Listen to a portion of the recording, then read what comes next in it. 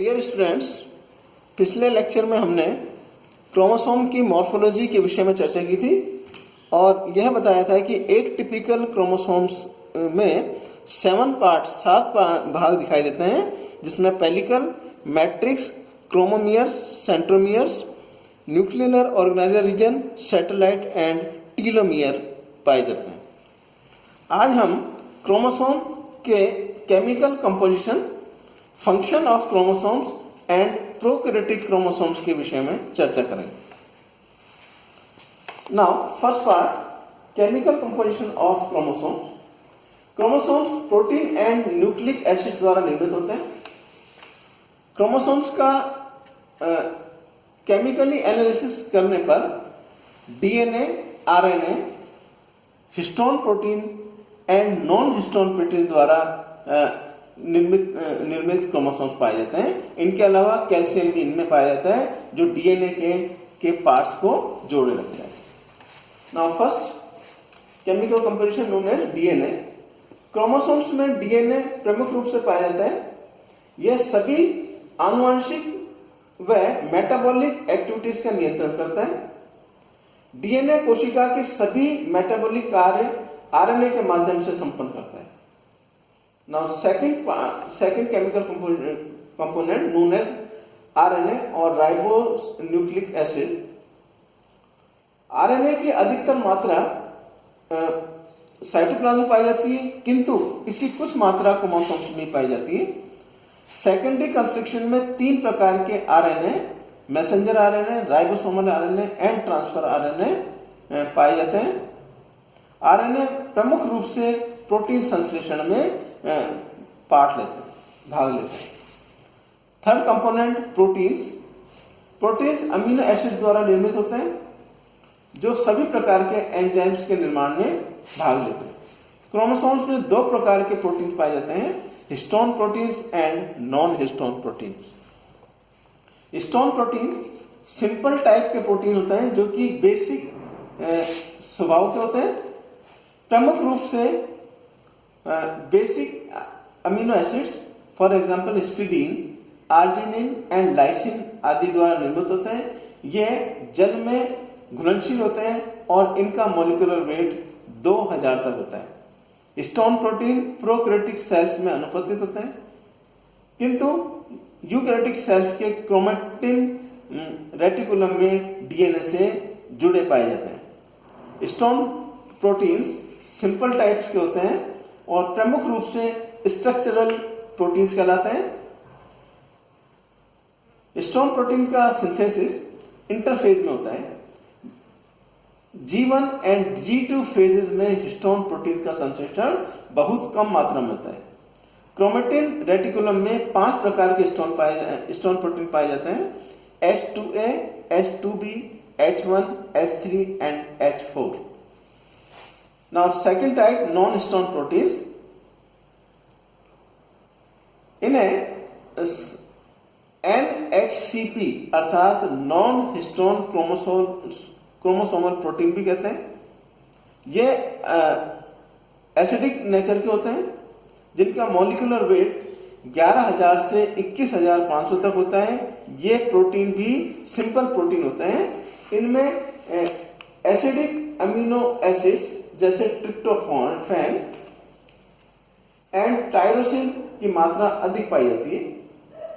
Non histone proteins के molecules में structural dissimilarity पाई जाती है। इस प्रकार के प्रोटीन का संश्लेषण इंटरफेज की G1 एंड G2 स्टेजेस के दौरान होता है। नॉन हिस्टोन प्रोटीन्स में 3 प्रकार के प्रोटीन्स सेल्स में 3 प्रकार के कार्यों को करते हैं, स्ट्रक्चरल और synthetic, enzymatic and regulatory.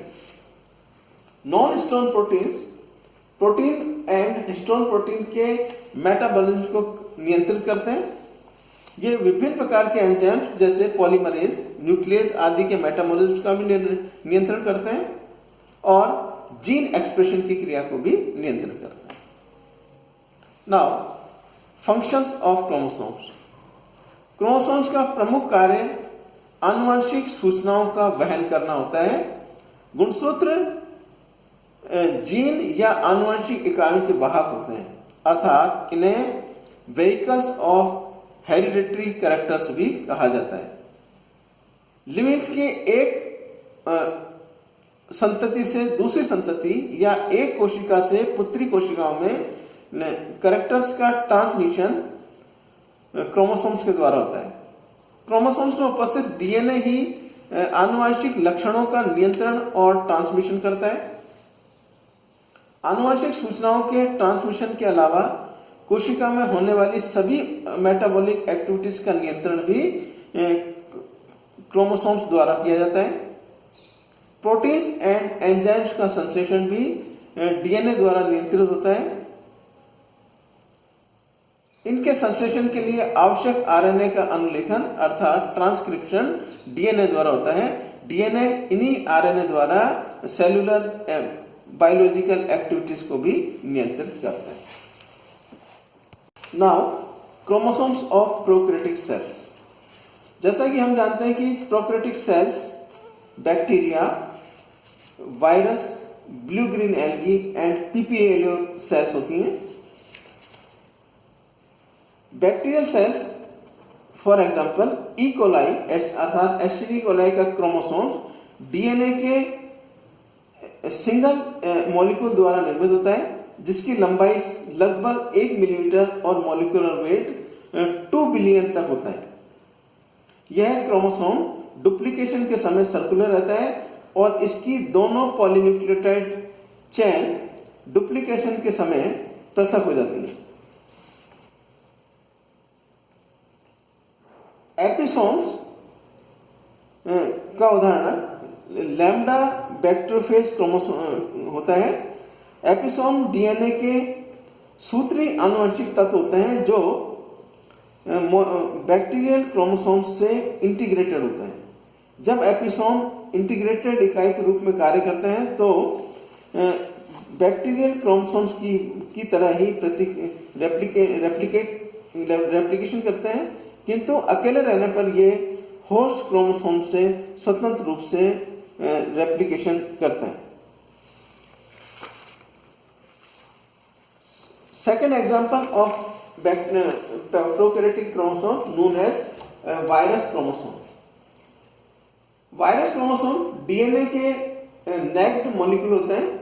For example lambda bacteriophage, Escherichia coli जो कि एस्चेरिचिया कोलाई पर संक्रमण करते हैं। यह इस वायरस का chromosome single standard polynucleotide chromosome से निर्मित एवं 20 एंगस्ट्रॉम वाइड व 70 माइक्रोन म्यू लंबा होता है। यह क्रोमोसोम लीनियर और सर्कुलर किसी भी आकार में रह सकता है। इस प्रकार के एस्चेरिचिया कोलाई के अन्य बैक्टीरियोफेजेज T2, T4, T5 में भी डीएनए के सिंगल क्रोमोसोम उपस्थित होता है।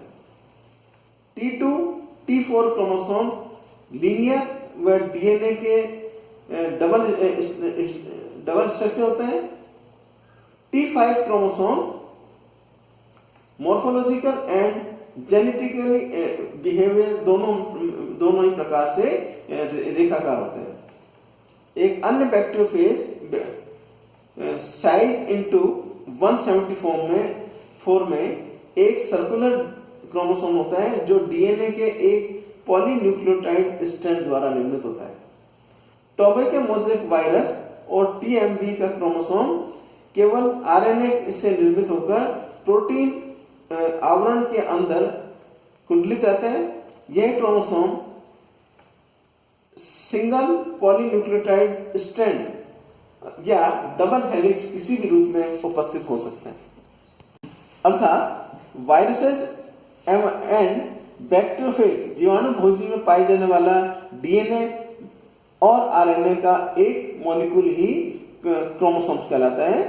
यह सिंगल और डबल स्टैंडर्ड हो सकता है।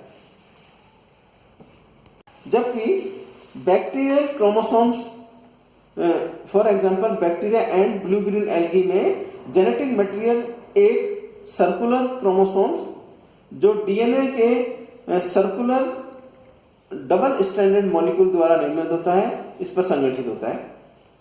इसे बैक्टीरियल क्रोमोसोम्स अर्थात न्यूक्लियोइड भी कहा जाता है। यह स्वतंत्रता पूर्वक साइटोप्लाज्म में विस्तृत होता है।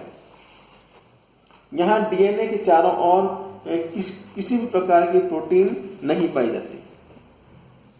इस प्रकार क्रोमोसोम्स के अंतर्गत हमने introduction, history, number, size, types of chromosomes on the basis of position of centromere and on the basis of number of centromere, morphology of chromosomes, chemical organization of chromosomes, function of chromosomes and prokaryotic chromosomes, in which bacterial chromosomes, viral chromosomes and bacteriophages chromosomes के विषय में चर्चा की। धन्यवाद।